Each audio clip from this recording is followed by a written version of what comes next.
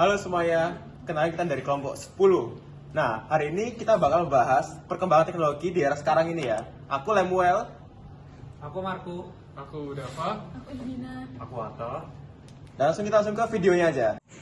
Untuk soal nomor 1 yaitu jelaskan secara rinci definisi teknologi menurut Anda. Berikan contoh konkret data atau fakta yang relevan. Nah, teknologi sendiri adalah segala sesuatu yang diciptakan manusia untuk mempermudah hidup. Teknologi dibuat supaya manusia tidak perlu bersusah payah, seperti zaman dahulu. Contoh, yaitu lampu. Sebelum lampu listrik ditemukan, manusia masih menggunakan obor atau lampu minyak yang terkesan cukup ribet di zaman sekarang.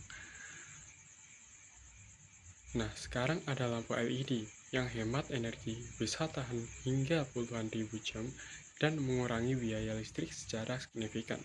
Contoh lainnya yaitu di transportasi. Dulu orang harus berjalan kaki jauh untuk bepergian. Nah, sekarang ada motor, mobil, bahkan kereta cepat. Misalnya, perjalanan Jakarta ke Bandung yang dulu memakan 2-3 jam dengan mobil. Kini kereta cepat bisa ditempuh dalam 36-45 menit saja. Ini jelas mempercepat mobilitas dan menghemat waktu manusia tentunya. Dalam komunikasi juga nih, teknologi juga membuat perbedaan besar. Zaman dahulu surat bisa sampai berhari-hari bahkan berminggu-minggu. Nah, sekarang dengan smartphone dan internet saja, pesan bisa sampai dalam hitungan detik. Di Indonesia, jumlah pengguna internet tahun 2025 sudah mencapai lebih dari 229 juta orang dengan tingkat presentasi sekitar 80,6%. Ini membuktikan bahwa sebagian besar masyarakat Indonesia kini terhubung dengan teknologi digital. Nah, teknologi juga sangat berperan penting dalam kesehatan. Dulu penyakit tertentu sulit diobati. Sekarang ada vaksin, CT scan, dan operasi modern yang bisa menyelamatkan banyak nyawa. Misalnya vaksin dan alat medis modern telah menurunkan angka kematian akibat penyakit tertentu hingga puluhan persen dalam beberapa dekade terakhir. Oke, sekian dari soal nomor 1. Terima kasih. Teknologi memiliki pengaruh yang sangat besar di zaman sekarang. Saya akan menjelaskan beberapa dampak positif dan negatif yang ditimbulkan oleh teknologi, baik yang dirasakan oleh manusia, masyarakat sekitar, ataupun lingkungan. Dampak yang dirasakan oleh manusia, yaitu teknologi benar-benar memudahkan dalam banyak hal. Kita bisa belajar lebih cepat, mencari informasi kapan saja, bahkan menjaga kesehatan lewat aplikasi yang memantau aktivitas kita sehari-hari. Tapi di balik itu semua, terdapat sisi negatif yang ditimbulkan oleh teknologi, karena banyak orang jadi lebih jarang berinteraksi secara langsung karena terlalu nyaman dengan gadget, dan tidak sedikit yang akhirnya bergantung pada teknologi sampai lupa kemampuan dasarnya. Masalah seperti mata lelah, sulit fokus, dan kecanduan pada media sosial pun sering muncul tanpa kita sadari akibat penggunaan gadget yang terlalu sering.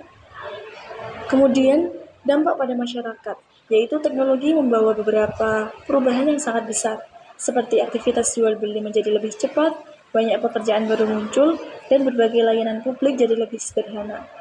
Namun, tidak semua orang itu bisa merasakan manfaatnya secara merata, karena ada beberapa masyarakat yang tidak mendapatkan akses secara seimbang, dan ada pekerjaan yang perlahan hilang karena digantikan oleh teknologi. Selain itu, penyebaran informasi yang terlalu cepat menimbulkan hoaks, ujaran kebencian, dan cyberbullying yang sering kita temui khususnya di media sosial. Sementara itu, bagi lingkungan, teknologi memberikan dampak negatif dan juga positif yang berbeda. Dampak positif yang ditimbulkan yaitu teknologi membantu menghadirkan energi bersih, memantau kondisi bumi dengan lebih akurat, dan memperbaiki proses pengelolaan limbah.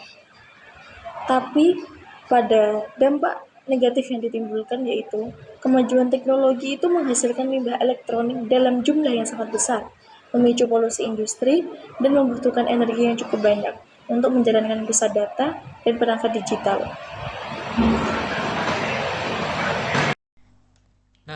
bagaimana sih teknologi ini dapat membantu kita dalam berkembang menjadi sebagai individu yang lebih baik. Nah, saya sendiri ini seorang mahasiswa di Universitas Surabaya. Teknologi ini sudah membantu saya banyak hal ya, terutama di bidang pendidikan. Jadi ketika ada materi yang belum saya pahami dari yang dijelaskan dosen atau mata kuliah apa yang ingin saya pelajari, saya bisa mencarinya di platform edukasi seperti Google, YouTube. Jadi dapat membantu saya untuk memahami banyak-banyak hal. Lalu juga untuk ketika saya mengerjakan PR yang soalnya itu rumit, hitung-hitungan, itu juga dapat membantu saya untuk mengkoreksi jawaban. Apalagi di era yang semakin berkembang ini, sudah banyak sekali teknologi yang sudah berkembang seperti kayak AI. AI ini dapat membantu kita untuk kita dapat mencari informasi, akses wawasan dengan gampang. Jadi kayak saya bisa belajar dari teknologi ini, dapat mengerjakan mereka dan membantu saya belajar dari kesalahan saya. Lalu teknologi ini juga menurut saya peluang untuk belajar-belajar hal baru di luar akademik saya. Saya dapat mendengarkan seperti podcast dari orang-orang sukses dan yang memberikan saya inspirasi dan wawasan baru. Lalu juga saya dapat menambah wawasan saya, skill saya seperti bahasa Inggris, bahasa Mandarin melalui aplikasi pembelajaran. Dan bahkan saya juga dapat lebih sehat ya, karena menurut saya saya termotivasi dari konten-konten di TikTok mereka itu semakin melek kesehatan seperti lari, nge-gym. Jadi saya bisa dibilang FOMO sama mereka. Nah, tapi itu nggak apa-apa, dan menurut saya teknologi itu udah membantu banyak hal ya. Jadi secara keseluruhan teknologi itu untuk menjadi alat pendukung yang efektif lah buat kita sebagai dalam proses pembelajaran kita dan perkembangan diri kita. Jadi memungkinkan kita itu terus berkembang secara akademik maupun personal diri kita. Terima kasih. Di zaman sekarang ada nggak sih teknologi yang nggak perlu diperkembangkan? Nah, menurut saya semua teknologi itu perlu diperkembangkan ya, karena teknologi dibuat tuh dengan adanya alasan. Nah, itu udah pasti alasan sangat membantu manusia. Seperti misalnya Google diciptakan untuk mencari informasi dan juga beberapa website. Nah, itu dapat membantu kita. Dan seperti sekarang lagi tren tentang AI. AI diciptakan supaya membantu manusia, seperti membuat gambar, mencari informasi, membuat esai dan lain-lain lah. Pokoknya memudahkan manusia untuk mengerjakan tugas mereka. Bahkan AI sekarang bisa menggantikan manusia. Sebenarnya enggak sih. Manusia menggunakan AI untuk membantu mereka melakukan pekerjaan mereka agar lebih mudah lagi. Dan juga misalnya ada beberapa pembangkit listrik seperti pembangkit listrik tenaga air, pembangkit listrik tenaga nuklir, dan surya, itu sangat membantu manusia. Nah, sebenarnya teknologi itu semuanya berguna.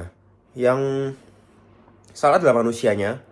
Mereka tuh sering menyalahgunakan teknologi dan menggunakan teknologi sebagai hal yang buruk, seperti juga sebagai kriminal, atau bahkan sekali lagi tren itu namanya itu penipuan menggunakan suara AI, dimana dia tuh menirukan suara orang menggunakan AI sehingga tuh mereka telepon orang nih misalnya, dia tuh menggunakan suara orang kita kenal, dan itu semua pakai AI teman-teman. Nah, kita perlu waspada juga agar untuk tetap melek teknologi, agar kita bisa mengikuti perkembangan zaman pada saat ini ya teman-teman. Next.